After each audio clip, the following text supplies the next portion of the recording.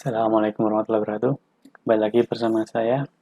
Kali ini saya akan membahas mengenai graf. Dalam hal ini adalah salah satu permasalahan yang umum, yaitu minimum spanning tree. Oke, sebelum kita bahas mengenai minimum spanning tree, kita akan lebih recap dulu bagaimana apa itu graf. Jadi graf itu sebenarnya hanya himpunan titik dan garis ya. Misalnya ini adalah sebuah graf. Tentu saja tidak semua kita hubungkan, tapi apapun bisa saja.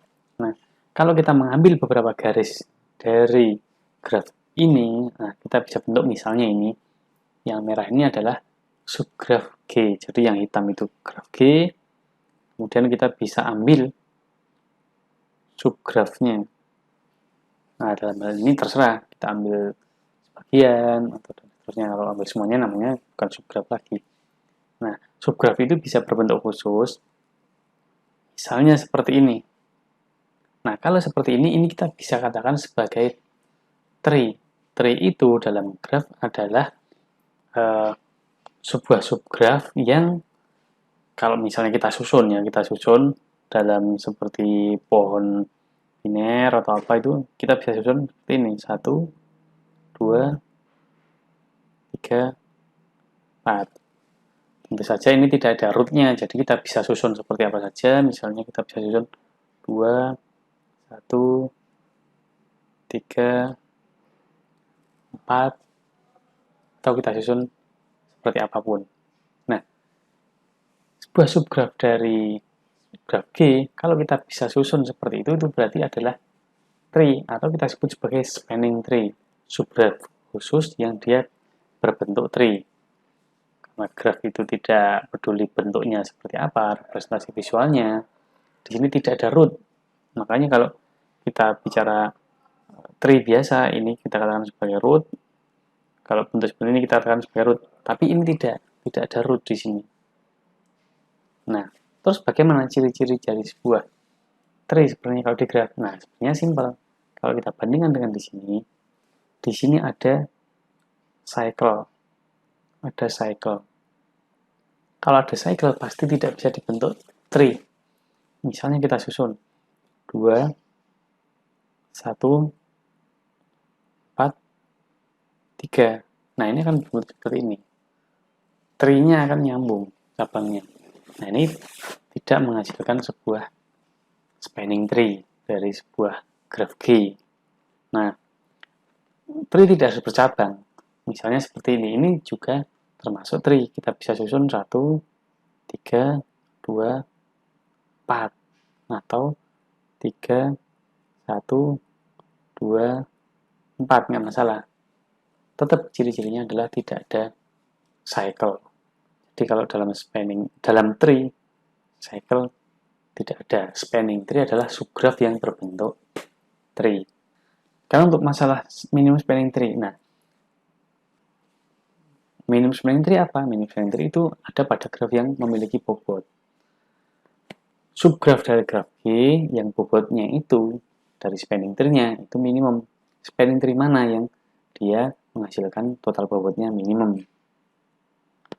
Nah, di dasarnya gimana? Simpel sebenarnya. Kalau kita punya graf G, terus kita punya urutan masing-masing garis punya bobot, tinggal kita urutkan saja sebenarnya. Kita urutkan nomor 1 mana, nomor 2 mana, nomor 3 mana, sampai nomor 10 mana. Kita urutkan dari yang terkecil, pilih. Kalau yang menghasilkan cycle, jangan dipilih. Kemudian berikutnya seterusnya sampai, nah di sini spanning tree itu dia itu adalah tree yang semua node-nya terhubung. Jadi kalau misalnya baru 1, 2, 4 berarti belum selesai. Nah, di sini kita bisa pilih garis-garis urut dari yang terkecil sedemikian rupa sehingga semua node yang ada di graf tersebut terpilih. Ini pasti akan menghasilkan minimum spanning tree karena sudah urut garis yang dipilih dan ada penolakan garis yang menghasilkan cycle. Nah, ide ini merupakan ide dasar dari yang kita sebut sebagai algoritma Kruskal. Simpel sekali algoritma Kruskal. Oke, sebagai contoh misalnya seperti ini. kita punya graf G seperti ini. Tentu saja kita tahu urutannya adalah bobotnya. Pertama 23 itu 1, 24 4, 13 itu 5, 14 itu 7, 12 itu 8. Bagaimana milihnya? Tentu kita harus punya tempat untuk menyimpan not mana saja yang terpilih. Dan kita urutkan. Ini urut ya. Urut. Kita urutkan 23, 24, 13, 14, 12. Simple. Kita tinggal pilih satu persatu. Nomor 1 itu 23. Lihat di sini 2 sama 3 sudah terpilih. Kemudian 24. Nah, di sini ada tambahan 2 sama 4, tapi 2-nya sudah masuk, tinggal 4. Kemudian 13, 13, tambahannya adalah 1. Ini tidak saya urutkan ya. Karena graf itu node-nya tidak ada urutan. Kecuali kalau kita statementkan ada urutan. Kalau tidak ada urutan, itu angka itu hanya sebuah simbol. Oke, berarti karena sudah semua, ini semua node sudah terhubung. Ya selesai, ini tidak perlu dicek lagi. Karena pasti menghasilkan cycle. Selesai, algoritma Kruskal sesederhana itu. Nah, ini adalah graf G, ini adalah minimum spanning tree dari graf G. Oke, kita ambil contoh yang lain yang lebih kompleks. Misalnya seperti ini. Oke, kita tahu urutannya A, B, D, E, B, E, B, D, C, E, C, D, B, C. Yang mana ini bobotnya saya contohkan urut 1 sampai 7 saja. Yang penting jelas urutan ya. Jelas urutan bisa berapapun. Nah, ini saya bilang tadi node-nya itu bukan suatu bilangan. Node itu hanya simbol saja. Pertama kita pilih AB, kemudian kita pilih DE, kita lihat di sini belum selesai, kemudian BE, kemudian BD. Nah, BD ini kita tolak karena menghasilkan cycle di sini. Akan ada cycle di situ. Berarti next. Karena kita lihat sebenarnya secara visual, kita lihat A, B, E, D terhubung, tapi C belum terhubung. Next adalah CE. Oh, ternyata kita bisa lihat di sini. Satu tree ini, dia sudah menghubungkan semua node-nya. Berarti yang 2 terakhir tidak perlu dicek lagi.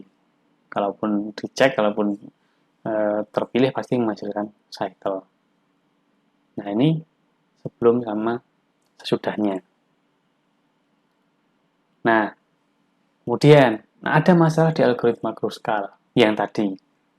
Bagaimana kita bisa menentukan cycle-nya itu? Secara visual kita tahu. Secara visual ketika B sama D terhubung menghasilkan cycle. Tapi bagaimana secara algoritma? Nah, kita bisa menggunakan label pada setiap node. Kita kasih label sehingga nanti akan diketahui dia itu labelnya sama atau enggak. Bagaimana labelnya? Labelnya kita kasih 2 label, maka kita sebut sebagai label ganda di setiap node-nya. Isinya adalah root dan pendahulu. Ingat, root ini adalah kesepakatan saja. Misalnya urutan, karena kalau di memori pasti ada urutan. Misalnya kalau namanya itu berbentuk huruf, ya kita urutkan aja A, B, C, D, E. Kemudian urut itu yang paling kecil. Pendahulu itu sebelumnya. Misalnya di sini. A itu labelnya apa? Rootnya ya dia itu sendiri. Pendahulu A-nya siapa? A itu tidak punya pendahulu. Karena dia paling depan. Kemudian B. B itu dia rootnya A. Pendahulunya mana? Kita lihat garis AB. Dia pendahulunya adalah A. Dan seterusnya. Nah, nanti B sama D ini, dia rootnya sama. Rootnya sama-sama A. Kalau rootnya sama-sama A, berarti kalau kita sambung nanti akan membentuk cycle. Kalau kita bikin apa namanya, misalnya seperti ini ya, dia punya root, misalnya seperti ini, beda dengan itu. BD tidak boleh kita sambung karena rootnya sama, yaitu A. Kalau kita sambung akan cycle. BC kita akan menghasilkan cycle juga karena rootnya sama-sama A. Nah, root ini adalah kesepakatan mana yang mau bisa label root. Oke, itu apa namanya, perbaikan dari algoritma Kruskal dan memberikan label ganda. Nah, sekarang kita lihat contohnya di sini. Ini seperti yang tadi, urutannya seperti tadi. Nah, bagaimana kita memberi label urut dari yang bobot terkecil A sama B, otomatis A sama B harus kita kasih label A. Nah, misalnya kita kesepakatan urut dari yang terkecil untuk pemberian label root. Nah, A sama B itu A lebih kecil, nah kita kasih nama root. Kita rootnya itu adalah A. Karena dia paling atas, nggak punya pendahulu. Kemudian B itu rootnya A, pendahulunya juga A. Nah, kemudian D sama E. Nah, ini D sama E ini secara abjad lebih dulu D. Berarti ini adalah root, ini juga root. Ini ada dua tree yang terpisah, yaitu AB dan DE. Nah, D itu kita anggap sebagai root, berarti dia tidak punya pendahulu. E itu rootnya adalah D, pendahulunya adalah D. Kemudian, nah kita tahu yang ketiga adalah BE. BE bagaimana? BE dia akan menghubungkan dua buah tree ini, AB dan DE.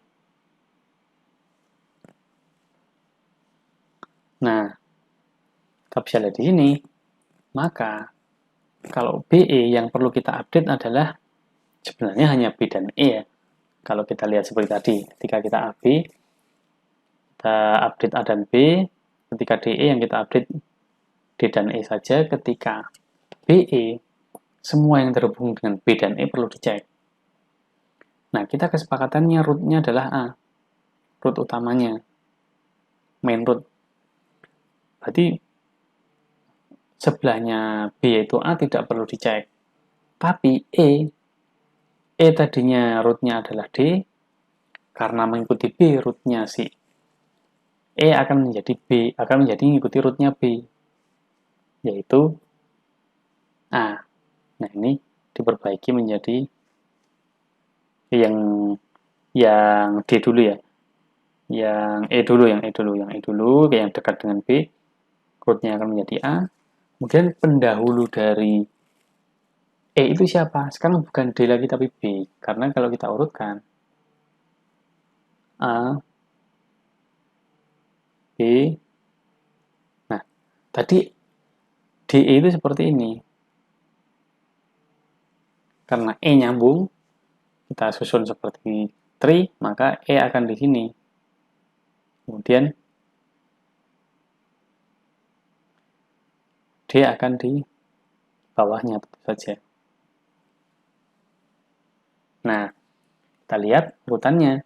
E sekarang pendahulunya adalah B, sedangkan yang D pendahulunya adalah E. Pendahulunya adalah E. Nih.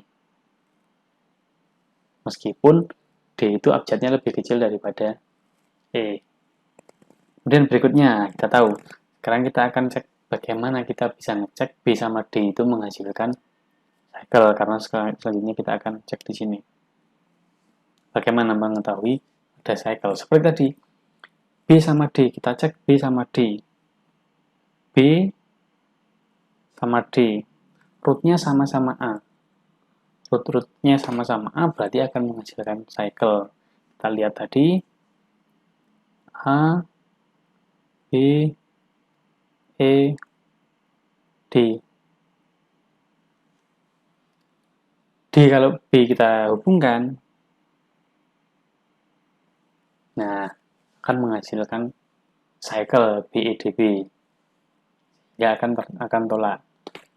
Ini kebetulan grafnya tidak terlalu besar sehingga tree-nya langsung bergabung. Kemudian yang berikutnya adalah CE. CE dia tidak ada masalah. Kalau ada CE berarti yang perlu kita cek adalah C dan E. E dia sudah terhubung dengan root utama, berarti dia tidak perlu diubah tetap. Nah yang C dia terhubung dengan E, berarti C ngikuti rootnya dari E, karena tadi C belum punya root. C ngikuti rootnya E, yaitu A. Final hasilnya seperti ini. Kalau kita mengacu pada rootnya A, B, E, C, D. Ya, ini adalah gambaran spanning tree dengan pemilihan rootnya A. Kalaupun kita pilih root utamanya B, nanti hasilnya akan sama, cuma urutan langkahnya nggak masalah, sebenarnya urutannya nggak masalah, cuma di labelnya yang berbeda. Oke, saya kira itu yang bisa saya sampaikan terkait dengan minimum spanning tree dengan menggunakan algoritma Kruskal. Sampai jumpa di lain waktu. Terima kasih. Assalamualaikum warahmatullahi wabarakatuh.